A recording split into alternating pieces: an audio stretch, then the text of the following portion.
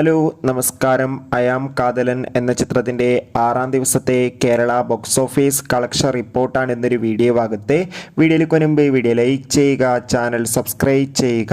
November മാസം ഇനിയും ധാരാളം ചിത്രങ്ങൾ OTT റിലീസ് ചെയ്യുന്നുണ്ട്. നമ്മുടെ ചാനൽ ഭാഗം പരിശോധിച്ചാൽ നിങ്ങൾക്ക് ആ വീഡിയോയ്ക്ക് കാണാൻ വേണ്ടി സാധിക്കും.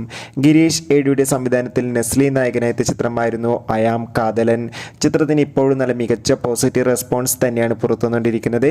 അതുകൊണ്ട് തന്നെ എല്ലാ സിനിമാ പ്രേമികളും ഒരേപോലെ അയാം കാതലൻ എന്ന ചിത്രത്തിൻ്റെ ഓരോ ദിവസത്തെയും കളക്ഷൻ റിപ്പോർട്ട് അറിയാൻ വേണ്ടി കാത്തിരിക്കുകയാണ്. ഫൈനലി ചിത്രത്തിൻ്റെ 6ാം ദിവസത്തെ ഇന്നലത്തെ കേരള കളക്ഷൻ റിപ്പോർട്ടൊക്കെ ലഭിച്ചിട്ടുണ്ട്. 6ാം ദിവസം മാത്രം ചിത്രത്തിന് ഏകദേശം 40 ലക്ഷത്തിൻ്റെ അടുത്ത് കളക്ഷൻ ലഭിക്കുമെന്നാണ് ട്രാക്കിംഗ് റിപ്പോർട്ടുകൾ സൂചിപ്പിക്കുന്നത്. കാത്തിരിക്കാൻ നമുക്ക് അയാം കാതലൻ എന്ന ചിത്രത്തിൻ്റെ കൂടുതൽ കളക്ഷൻ റിപ്പോർട്ടിനായി. ചിത്രം കണ്ടവരുടെ അഭിപ്രായം തീർച്ചയായും കമൻറ്റ് ബോക്സിൽ രേഖപ്പെടുത്തുക.